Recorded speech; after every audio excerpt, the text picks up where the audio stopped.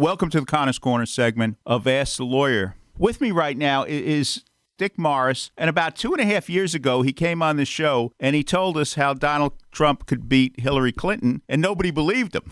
But we know history. Now he's got a book out, 50 Shades of Politics. Welcome to Connor's Corner again. Hey, good to be here. Good to be here. You know, the reason I was right about Trump is that I saw in the polling something nobody else paid attention to. The pollster, and I write about this in 50 Shades of Politics, which is a series of anecdotes from my career. All the other polling organizations focused on how are blacks voting, how are Hispanics voting, how are single women voting, how are gays voting. And what I looked at was how are white, high school educated people voting, particularly men. And they're totally overlooked in our society. You know, there's no affirmative action program for them. And nobody pays attention to them, and nobody ran any separate breakout of their numbers. They tell you how men and women are voting. They tell you how college and high school people are voting, how whites and blacks are voting, but not how white high school men are voting. 17% of the country, but you couldn't tell. And I saw that they were going for Trump heavily. And as the election approached, he won them by more and more and more. And he eventually won them by 45 points. And when I saw that, I said, hey, he's going to win the election. He's going to carry a lot of states nobody thinks he's going to carry because he discovered this group in America. And the elites just didn't know about it. Actually, Mike, let me tell you a funny story. Also in the book, when I was working for Clinton, I told them while the government shutdown is going on, and in the aftermath of it, while you're fighting over the budget, you got to do paid political advertising around the country explaining your point of view, because the media is not covering it right. They're saying you're fighting all the cuts, and you're not. You're willing to do some cuts, but not others. And you think that's enough to balance the budget, and it turned out to be enough. So he said, yeah, but if I advertise, people will think I'm desperate. It's a year and a half before the election. I said, you are desperate. You're 27 points behind.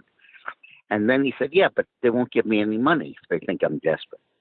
So I said, I'll tell you what, why don't we advertise but keep it secret? He said, secret? And I said, yeah. And he said, how much are you going to spend? I said, $10 million a week, but nobody will know you're spending it. He said, how are you going to do that? And I said, we won't advertise in New York or L.A. or Washington. And no reporter will know you're on because they all live there. They won't ever see your ads, and they'll never write about it. We'll be on in 90% of the country, and these morons won't know that you're doing it. And that is precisely and exactly what happened. It wasn't until after the inauguration that I wrote a book that explained how we did it. And then everybody began to flip out and say, where did you get the money? And that led to the Chinese funding scandal and all that. But that shows how insular and elitist the media is. They all live in those three cities. It's a very good point. Now, you started as a Democrat, now you're a Republican. Why? Yeah, the transition was gradual. First, one of the things I say is the shades of politics, 50 shades. I started as blue Democrat. Then I became kind of purple bipartisan when I worked for Clinton, and then finally red Republican. The key thing was that I saw how every one of the goals that I had, one of the things that I wanted to achieve substantively, could best be achieved the conservative way, not the liberal way. So, for example, I wanted to end the threat of nuclear weapons, and I was a real peacenik and peace marches and tear gas and all that. And I opposed everything Ronald Reagan did. Tough, not too tough with Russia, no arms control treaties, supporting Star Wars. Reagan did everything I didn't want, and then it worked. Russia dropped dead, and there was no threat of a nuclear war. By the same token, I wanted very much to reduce poverty. And then welfare reform came along and said, we'll give you welfare, but you have to work. And all of a sudden, the welfare rolls fell by half, and child poverty dropped by a third. And I realized that sometimes the direct ways the left wants to do stuff are not nearly as effective as the more indirect ways that conservatives do. And it really led to a conversion. And one of the guys I took along on that conversion, Mike, was Bill Clinton. we would hang out in the kitchen at the governor's mansion after at the end of the day, and we would just chat about politics. And he was feeling that all of these programs, giveaways by Jimmy Carter, weren't doing anything to fight poverty. They were just enriching the bureaucrats and the poverty workers. And but they didn't like what Reagan did of not spending any money on it. So we hit on the idea that we called the New Covenant, which was ironically not realizing its religious connotation at the time, but which was to make people take responsibility in return for getting benefits. And that was kind of a halfway house on the way to becoming a Republican for me. Now, how'd you first meet Bill Clinton? How'd you get hooked up with him? Well, I went around and I saw him because he was the attorney general and he wanted to be governor. And I flew out to Little Rock and I met him. And we had this 15-minute meeting that lasted 3 hours. And he was just in love with the idea of using polling to win elections, not just to ask who's ahead and who's behind, but to actually run the campaigns and the polls and see what happened. It's an idea that I got from Hollywood. I used to poll for movies. What should be in Jaws? What should be in Superman? What should be in Rocky? The 2, 3, and 4 versions of them. So I thought we'd apply that to politics, and it was very effective. But I'll tell you, after I finished my first meeting with him, I went to the bathroom. He showed me his bathroom in the Attorney General's office. And I closed the door, and there on the inside of the door was a floor-to-ceiling pinup of a blonde spilling out of a tiny white bikini. I said, "You think this is okay for the Attorney General's office? This is Arkansas. It's the Bible Belt." He said, "Don't you know who that is?" I said, "No, sir, I don't." He said, "That's Dolly Parton." And I said, "Who?" And he said, "Oh, man, you really are from New York." How did you manage things back then? I mean, because you were the guys who got him through all the scandals, all the bad coverage. And how did you manage to do it? Well, we would work very hard at distracting people when new revelations came out. For example, there was a book that came out in March of 1995 that details how he would send state troopers to pick up women for him. And we didn't want there'd be much news coverage of the book because we didn't want many people to read it. So we were sitting around trying to figure that out, and I said to him, "Why don't you settle the baseball strike?" There was a baseball strike going on then. It was March, and the season was about to start. And you remember the previous year, the season was ended in August, and now they were going to pick up the strike. So he called the teams in and the players' reps in, and he got them to settle the strike. He made clear that he would invoke the antitrust laws and exempt baseball from antitrust, and that scared the hell out of the owners.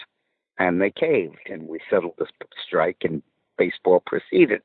The whole purpose of that was to make sure that there was no coverage of the damn book, and there wasn't. Once I was talking to a woman who worked for him in 1988, and he was telling her that he didn't run for president because of these stories about him and women. And he said, "I don't know these women. I don't do this. This isn't the kind of thing I do. This is just Republican stuff put out there to try to besmirch me." And the girl came home to my friend Betsy, who was his chief of staff, who was her roommate. And she said, he was so strong and so assertive, so insistent that he was right, that midway I got the impression he had forgotten that we'd slept together. Did he believe his own stories? Yeah, he did. He would absolutely, literally convince himself that this was true. And you'd swear that it was true. You'd swear that he believed it was true, but it was not true. And I write in the book that I realized midway that every single scandal this guy went through could be directly traced to Hillary. And that included the sex scandals. Paula Jones, for example, was willing to settle her lawsuit for no apology, no money, no admission of guilt. But Hillary wouldn't let Bill do it because he would have had to concede that a state trooper had brought her to his room rather than she went on her own. And I said, Hillary, he's governor. This is a state employee. There could be 1,000 reasons that he asked her to visit the room. And she said, nope, it'll confirm that story. We're not settling. And because she was so rigid and so stick in the mud about it, we had the Monica Lewinsky thing. He never would have been asked in a deposition if there weren't the Paula Jones suit. He lost his law license. He was impeached. He had to pay $1 million fine, all because she was so rigid. And as I realized, she just has a tin ear and no innate sense of ethics. What do you think? I mean, you're answering the question, but how do you think she would have been as a president? I think she would have gotten into scandal after scandal, just like she did as a candidate. I mean, for God's sake, she writes a book and goes on a tour, and all of a sudden the only thing people can think about is speaking fees and her pay for play at the Clinton Foundation, where she kind of sells access to the Secretary of State in return for speaking fees to Bill. That marriage basically became a RICO, racketeering organization, where he would give the speeches, he would collect the money, and she would do the favors. By the way, I want to note for you, Mike, that this book, 50 Shades of Politics, is not in bookstores. It's a self-published book, so you have to go to Amazon.com to get it. Okay, Amazon.com. Your political career it's not just centered on the United States. You've been involved in politics all over the world. Yep. I worked very hard in Eastern Europe. I worked in Russia against Putin. I described in the book what it's like to work in Kenya when you're juggling tribal loyalties. One of the races I did was for Vicente Fox, who was the first president of Mexico, who was democratically elected in 2000, ended 70 years of virtual dictatorship by the PRI, the other party. And in that campaign, everybody said, Vicente, they're all gonna want to vote for you, but then they'll get bribes and they'll all vote for the other party. And in fact, there was a photo in the Times of a PRI governor with washing machines stacked 3 high that he was going to distribute to people in return for their votes. So we wanted to send a message to people: take the bribe, but don't vote for them. So we did an ad where we had a poor couple in a rural home. And there's a knock at the door, and that woman says, "See?" And the guy says, "Senora, I am from the PRI, the other party." And he says, "Who are you voting for?" And she steps out, closes the door behind her, and says, "Oh, always like the PRI." And he says, "Oh, bueno," and he gives her a big basket of food. And as he drives away, she's waving to him, and she slips back into her house and starts eating the meal. And her husband said, "Why did you say we're voting for the PRI? We're voting for Vicente Fox in the pan." She's eating the food, and she says, for 71 years, they cheated me. Now I'm cheating them. Let me ask you something. Judge Kavanaugh, you had some information about Christine Blasey Ford. What was that? Well, when he was going through the confirmation hearings, they didn't have anything that really showed what a liar and con artist Christy Beasley Ford was. And I got an email from a guy I vaguely knew who I'd worked with, who said, "I have a friend who has a friend who was Christine's lover throughout the 1990s, lived with her on and off. And he has a lot of stories that you might want to use." So I called him, and he said this woman's a piece of work and all kinds of stuff. But then he told me that she had coached a friend of hers on how to pass a lie detector test. The friend was applying for a job for the FBI and was scared of the questions she'd be asked at the lie detector test. And Christine Beasley Ford, whose doctoral dissertation was on self-hypnosis and using that to scam polygraph tests. And her big claim here was that she had passed a polygraph, that everything she said about Kavanaugh was true. So when I heard that, I called Senator Ted Cruz of Texas, who was my client, and told him about it. And he called Grassley, who was chairman of the committee, and he sent it over to the FBI. And you may have remembered that during the hearing for Kavanaugh, the prosecuting attorney that they hired asked Beasley Ford if she had ever coached anyone to pass a polygraph test. And she denied it. But then they spoke to the guy, they brought him in. He testified to the committee, and it was evident that she was lying. And that was a key factor, I think, in his being approved, and her allegations being rejected. Now, you were a person who crossed both sides of the aisle. Why do you think virtually no Democrats, or at least they pretended not to believe Judge Kavanaugh? Well, I think the Democratic Party has become certifiably insane. I mean, I was a Democrat, and if there was still such a thing as a conservative Democrat, I would be too. They never for a minute seriously considered that Kavanaugh was a sexual abuser. They may have convinced themselves of that, but what they would oppose anybody simply because they were worried that he was going to vote against Roe v. Wade. And they would dig up anything they could on him, just like they tried to torpedo Clarence Thomas. And it's completely disingenuous. It has nothing to do with the substance of it. And in fact, this woman, Beasley Ford, had a beach house in Rehoboth, Delaware, where she lived right next to one of the lawyers in the Boys firm, the Democratic law firm that defended Gore and Bush v. Gore. And he was part of setting her up to give this testimony to try to get rid of Kavanaugh.